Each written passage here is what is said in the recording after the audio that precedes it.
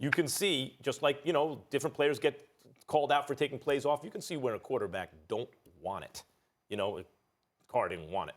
And I think Gruden knows they got to move on. And the question is, can they get anything for him? Is he a placeholder until they find the next guy? How long will it take to develop the next guy?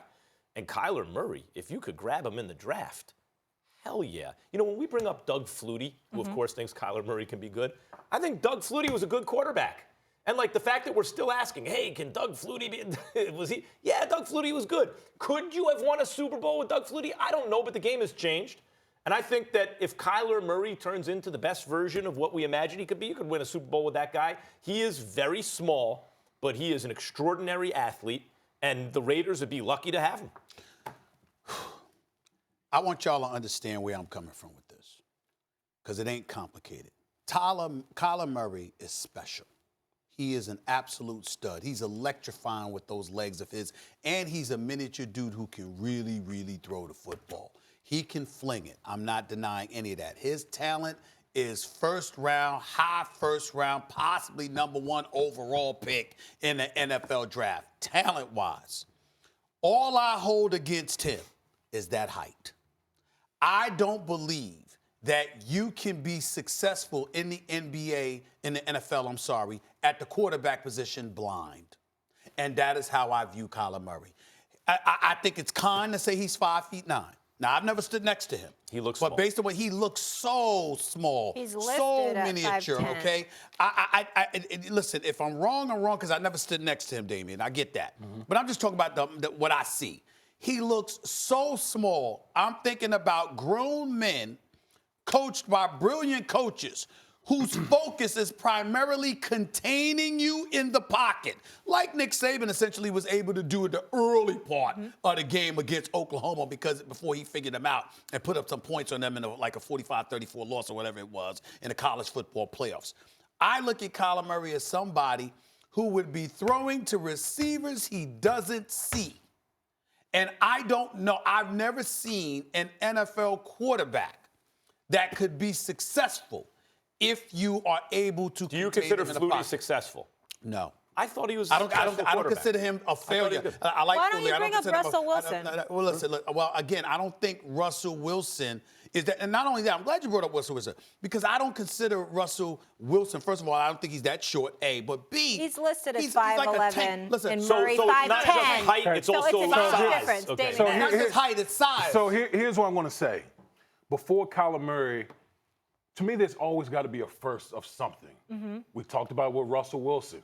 Oh, he's short. People talk about, oh, he's 5'10", maybe 5'11". We've just never seen a quarterback of that stature thrive in the National Football League. Okay, Russell Wilson has bucked that. As it relates to Jon Gruden, I think it's just all a ploy. I think it's all a ploy because if you look at the draft order, the first 3 teams don't need a quarterback. Okay, so this is just Jon Gruden just playing games about possibly trying to entice a team to take him because he's not going to take a Kyler Murray. I mean, why should anyone believe anything Jon Gruden is saying? Now, speaking of Kyler Murray, Stephen A., I think you have legitimate gripes about Kyler Murray's game, but here's what I'm going to say.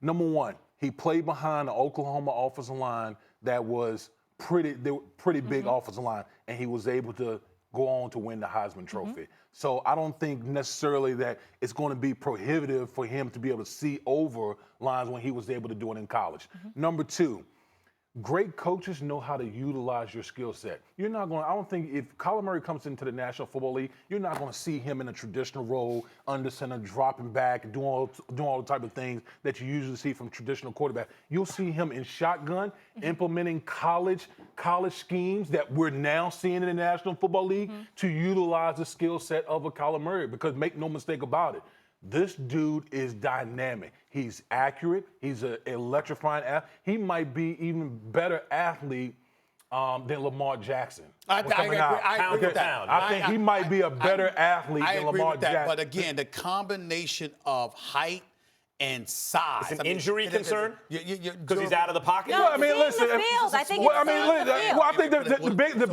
the biggest thing you have to worry about with him is he's a very slight guy, and you worry about taking punishment from people? Right. Are you going to be able to protect yourself because you can't be running around like you were in college because you're dealing with grown men who can run just like you can? The NFL selects out for size, for like body mass. It does. You're less likely to get hurt, it seems, if you're more muscular, bigger frame and all that stuff. Just like the NBA selects out for height, right? Baskets up high. Who's the greatest point guard, Stephen A? Because a quarterback is a point guard, maybe, and then some, maybe, who's led his team to championships, right?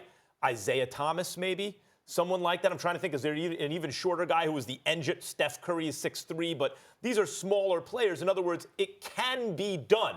It makes it less likely. Damien, as you said, there's going to be a first time.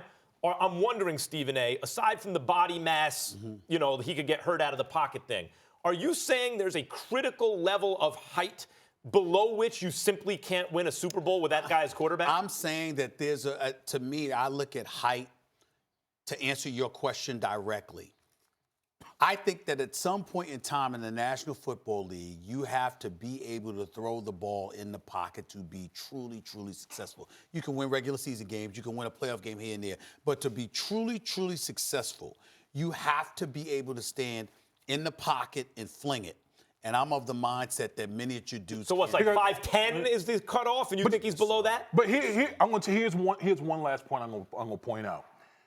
What you're seeing in the National Football League right now, there's an emphasis on offensive line, the interior, keeping the depth of the pocket. Why? Because how do you think guys like Drew Brees have been able to thrive in this league? Drew Brees is not the tallest guy, but because they're able to keep the depth of the pocket, Drew Brees is able to see and deliver all these different passes.